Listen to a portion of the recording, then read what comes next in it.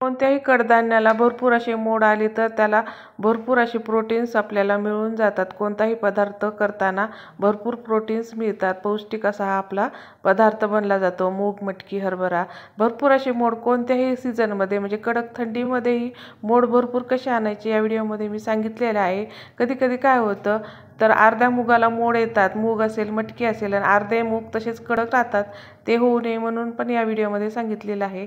आता इथं मी मुगाला मोड आणून दाखवणार आहे। एक मोठा बाउल मूग घेतलेला आहे। आता काय असतं मुगामध्ये काही मोठे मूग असतात आणि काही कोवळे मूग असतात, आणि ते असं चाळणीनं चाळायचं आहे। जर थोडीशी मोठी असेल तर बारीक कडक असे मूग खाली पडतात, केर असेल काड्या असेल तर पडतात।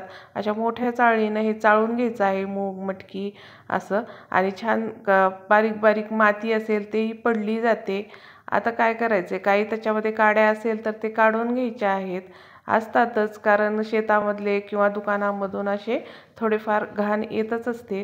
त्यामुळे अगोदर चांगलं स्वच्छ करून मगच पाण्यात टाकायचे, कारण परत पाण्यामध्ये टाकल्यावर ओलं झाल्यावर काही काही निघत नाही।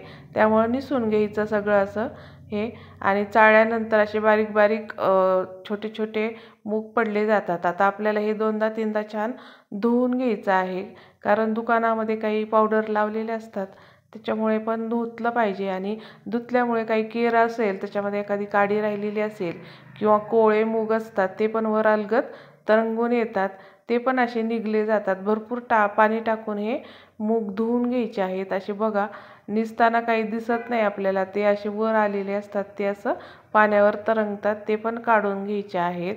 आता दोनदा तीनदा धुतल्यामुळे छान असे स्वच्छ होतात। हे सगळं पाणी त्याच्यातलं काढून टाकायचं आणि दुसरं परत स्वच्छ पाणी त्याच्यामध्ये ओतायचं आहे। भरपूर ओतायचं, कारण मूग पाणी भरपूर शोषलं जातं, कारण तो लेवलला मुगाच्याच पाणी टाकलं तर ते तसेच अर्धवट भिजले जातात, मग त्याला मोड चांगले येत नाहीत। भरपूर पाणी टाकून असं 5-6 घंट्यासाठी आपल्याला कोमट पाणी टाकायचं आहे।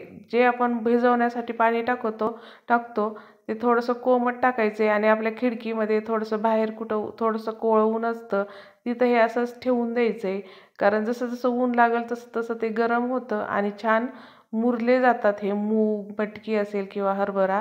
आता हे मी उन्हात थोडंसं ठेवल्यामुळं सगळं पाणी शोषलंय मुगानं, थोडंसं पाणी त्याच्यामध्ये राहिलेलं आहे, इतपत हे फुगलेत असे मूग। आता काय करायचे, वरचे वरचे फुगलेले मूग दुसऱ्या एका चाळणीत काढून घ्यायचे आहेत, कारण खाली कोवळे असतात, कडक असतात, त्याला मोड अजिबात येत नाहीत। ते तुम्ही मिक्सरला बारीक करून इतर पदार्थात वापरू शकता, भाजी करू शकता।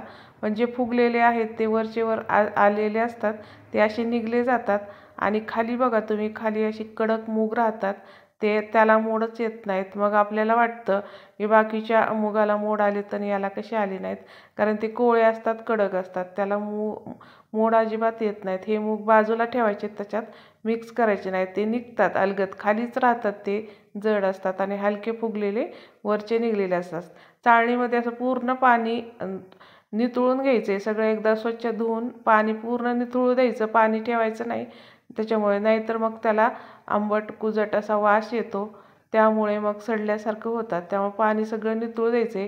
आता एक कोरडं पातेलं घ्यायचं आहे, आता इथं आपल्याला कपड्याचा वापर करायचा नाही, कोरड्या पातेल्यामध्ये हे चाळणी बसेल इतपत हे मोठं पातेलं घ्यायचं आणि त्याच्यात ती चाळणी ठेवायची, आणि एखादा थेंब जरी खाली पडलं तर त्याचं बाष्पीभवन होतं, म्हणजे आणखीन कोमट होतं ते असं, आणि छान त्याला वाफ लागल्यासारखी होते, आणि ताट झाकायचं आहे वर, आणि असंच एखाद्या उबदार जागी ठेवायचं आहे रात्रभर, 6 ते 7 घंटे ठेवायचं। आणि बघा इथं उन्हाला ठेवायचं नाही, असं खाली उबदार जागी ठेवायचं आहे, आणि सकाळी बघा असे त्याला मोड आलेले आहेत। 7 ते 8 घंटे लागतात असे छान मोड यायला, आणि चाळणीच्या खालून सुद्धा दिसतील इतके असे सरळ मोड आलेले आहेत। काहीच नाही, कपडाही वापरला नाही, कडक थंडी आहे तरी सुद्धा मोड आलेले आहेत। या पद्धतीने केले ना कोणत्याही कडधान्याला मोड येतात, आणि अलगद सगळे मूग असे जास्त दाब देऊन काढायचे नाहीत, अलगद असे बाजूला करायचे आहे त्या चाळणीतून, म्हणजे मोड छान त्या मुगालाच राहतात। आणि हे फ्रीजमध्ये ठेवून द्यायचे आहेत एखाद्या डब्यामध्ये भरून, कारण तसे उघडे ठेवायचे नाहीत. एखाद्या पॅक टोपणाच्या डब्यात भरायचेत आणि लागेल तसे तुम्हाला भाजी उसळ करण्यासाठी काढून घ्यायचे आहेत. भरपूर प्रमाणात ही तुम्ही करू शकता. भरपूर दिवस हे मोड आलेले असेचे असे राहतात. व्हिडिओ आवडला तर एक लाईक, शेअर, सबस्क्राईब जरूर करा. भेटूया तसेच छान छान व्हिडिओज रेसिपीजमध्ये. तोपर्यंत धन्यवाद.